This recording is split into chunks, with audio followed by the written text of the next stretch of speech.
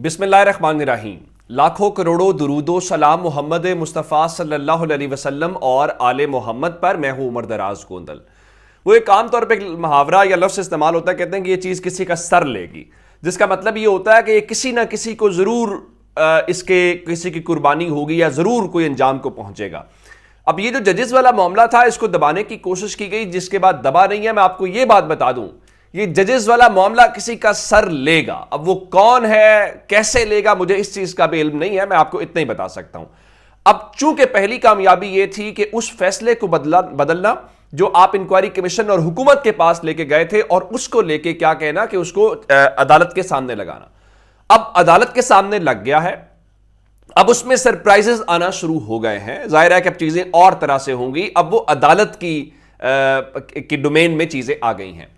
Number 1, Tehreek Insaf ने कहा है कि हम फुल कोर्ट चाहते हैं माइनस काजी फायज ईसा। हम लाइव स्ट्रीमिंग चाहते हैं। ये ना हो कि आपके नहीं जी ये तो कौमी उमूर फलाना है तो हम इसको चलाएंगे नहीं। लेकिन अब उससे अगली बात है, अब वो जो पूरा एक माहौल बनाया गया, हमें बताया गया कि वो जो जज खत लिखने वाले हैं वो डर गए हैं, वो माफिया मांगने के ऊपर आ गए हैं, तो वो पीछे हटने के लिए तैयार हैं।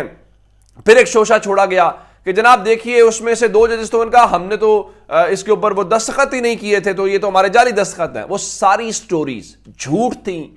अब मैं आपको और बात बताना चाहता हूं। अब वो तमाम तर लोग जो नून लीग की लाइन लेते हैं, नून लीग के करीब हैं, नून लीग के माउथ पीस हैं, अब वो कहना शुरू हो गए हैं कि जैसे जस्टिस तसद्दुक जिलानी तो हैं, वो तो कोई तहरीक इंसाफ के बड़े पुराने कारकुन थे, वो तो तहरीक इंसाफ के लिए काम कर रहे थे। हालांकि सब लोग अक्रॉस दी बोर्ड उनकी इज्जत करते हैं, ठीक है जी, और उनका ताल्लुक कोई तहरीक इंसाफ से। और आपको पता है कि तहरीक इंसाफ ने उनका नाम दिया हुआ था एक बार निगरान वजीर आजम के लिए। आपको इस बात का इल्म है? यानी ये नहीं है कि वो सिर्फ उनका एहतराम अपनी जगह पे है, इसमें कोई शक नहीं है। अब मैं आपको बताना ये चाहता हूं कि पहले खबर आई थी जब सो मोटो नहीं लिया गया था कि वो जज साहिबान एक पिटिशन लेके अदालत जा रहे हैं, जिसमें वो कहेंगे हमारा मामला ओपन कोर्ट में काजी साहब सुने जैसे आपका मामला सुना गया था, हम भी आपके मामले के सुनाना चाहते हैं। अब एक इंटरेस्टिंग पहलू यह होगा कि वो जज साहिबान खुद से अपना केस परसू करेंगे, क्योंकि वो जाहिर है उसमें से एक जस्टिस बाबर सत्तार, आपको पता है काजी फायज ईसा साहब के वकील रहे हैं उनके मामले के अंदर, तो अब वो खुद भी केस लड़ सकते हैं। तो उसी काजी साहब की अदालत के अंदर केस लड़ना है, या फिर जाहिर है वकला के जरिए। अब पहली बात यह है कि 2 जजेस के ऊपर वो इतराज करने जा रहे हैं। वो 2 जजेस कौन से हैं? एक जस्टिस काजी फायज ईसा, दूसरे जस्टिस मंसूर अली शाह। अच्छा, उस इतराज की वजह क्या है? एक वजह तो यह है, चूंकि आप जब यह मामला आया तो आपने वहां पे क्या किया कि उसको हुकूमत के खाते में डाल के अपना माइंड शो कर दिया है, और जब आप एग्जीक्यूटिव के साथ मिले, उनके साथ तय किया, तो इसका मतलब है कि आपकी तरफदारी या जानिबदारी का उसमें एक एलिमेंट आ जाता है। नंबर 1। नंबर 2, अब चूंकि ये जो खत है, ये खत सुप्रीम जुडिशल काउंसिल को लिखा गया था, ये खत सुप्रीम कोर्ट को नहीं लिखा गया था, सुप्रीम कोर्ट के जजेस को नहीं। ये अलग बात है, कॉपीज उनको गई, वो एक अलग मैटर है। अब पहला सवाल है, काजी फायज ईसा साहब बाकी हर चीज पे बड़े खत लिखा करते थे जब वो जज थे, और बड़े उसूल और बड़े वो, क्या काजी फायज ईसा जो कहते हैं कि लाओ सबूत, मैं कानून के मुताबिक चलूंगा, मेरी अदालत में तकरीरें ना करो, ये वो, क्या उन काजी फायज ईसा साहब ने जो हेड हैं सुप्रीम जुडिशल काउंसिल के, उन्होंने सुप्रीम जुडिशल काउंसिल का इजलास बुलाया? क्या उन्होंने वहां पे किसी किस्म की कोई वहां पे डेलिब्रेशंस हुई? क्या वहां पे किसी किस्म का कोई गौर फिक्र हुआ? इस सवाल का जवाब है नहीं। अब जरा आप आते हैं सुप्रीम जुडिशल काउंसिल के अंदर। आप सुप्रीम जुडिशल काउंसिल के अंदर कौन कौन मेंबरान होते हैं? सुप्रीम जुडिशल काउंसिल के अंदर जो चीफ जस्टिस सुप्रीम कोर्ट होते हैं वो उसके हेड होते हैं, और 2 सीनियर जजेस सुप्रीम कोर्ट के उसका हिस्सा होते हैं। अच्छा, वो 2 जजेस कौन से हैं? वो 2 जजेस, एक जस्टिस मंसूर अली शाह हैं और दूसरे जस्टिस मुनीब अख्तर हैं। चलें अब बेंच की तरफ आ जाते हैं। बेंच में कौन कौन है? बेंच में जस्टिस मंसूर अली शाह भी हैं, जस्टिस काजी फायज ईसा भी हैं, और ये दोनों जज साहिबान जो हैं वो सुप्रीम जुडिशल काउंसिल का भी हिस्सा है। उसके बाद तीसरे नंबर के ऊपर जस्टिस मुनीब है, लेकिन जस्टिस मुनीब इसका हिस्सा नहीं है, या तो आप तीनों को बिठा लेते। अब उन जजेस के एतराज का बुनियादी नुक्ता जो है वो बड़ा टेक्निकल है। एक तो वो है ना जो मैंने आपको बता दिया, दूसरा वो कहते हैं मिसाल के तौर के ऊपर इस मामले को अभी तक टेकअप नहीं किया सुप्रीम जुडिशियल काउंसिल ने।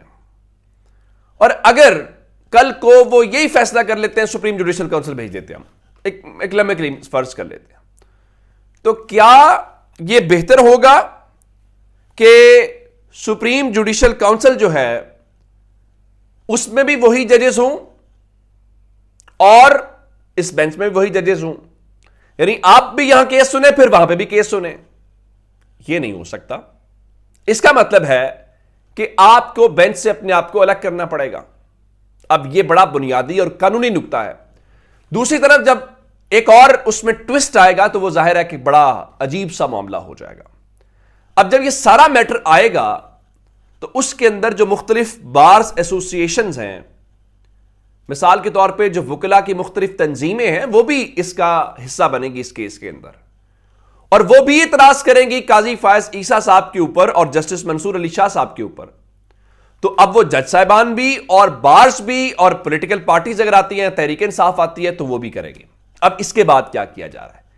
इसके बाद अब माहौल ये बनाया जा रहा है कि देखें काजी फायज ईसा साहब का तो इससे कोई ताल्लुक ही नहीं है। अब उनके जो पीआर बनाने वाले सारे जर्नलिस्ट हैं वो ये फरमाते हैं कि देखिए ये तो सीधा सीधी शिकायत उनकी जस्टिस आमिर फारूक साहब के खिलाफ है ना, chief justice Islamabad high court के। तो उसमें काजी साहब, भाई अगर उनके खिलाफ थी तो काजी साहब ने फुल कोर्ट के अंदर क्यों कहा कि ये जजेस हमारे हीरोज नहीं है? अगर ये उनके खिलाफ थी तो चीफ जस्टिस साहब ने उनको बुला के अपने घर में 2-2.5 घंटे की नशिस्त क्यों रखी? ये बड़े बुनियादी सवालात हैं और मेरा ख्याल ये है कि ये चीजें अभी आगे जाएंगी। अब एक तरफ तो हो गया मामला ये, दूसरी तरफ मैंने आपको बताया था कि जो शहबाज शरीफ की हुकूमत है वो भी एक तरह से लड़ाई के ऊपर उतरती हुई दिखाई दे रही है। अब जो आबिद शेर अली हैं, और आपको पता है आबिद शेर अली नवाज शरीफ के रिश्तेदार भी हैं, वो कहते हैं जनाब अगर आपने बेंच बनाना ही था तो वजीर आजम को क्यों बुलाया? फिर वो कहते हैं कि चले अगर सुप्रीम कोर्ट से सवाल पूछना चाहिए। अब उसके बाद गरीदा फारूकी कहती हैं कि अगर आपने वो इंक्वायरी कमीशन जो है वो बनाया था शहबाज शरीफ की मुशावरत से, तो क्या आपने अज खुद नोटिस शहबाज शरीफ की मुशावरत से लिया? यानी अब वो कह रहे हैं कि जनाब आप सिर्फ आइंदा 3 रुकनी कमेटी जजेस की बेंच का या केस को टेकअप का फैसला नहीं करेगी, बल्कि नून लीग से भी पूछ लिया जाना चाहिए कि क्या आप इसके साथ हैं या नहीं है।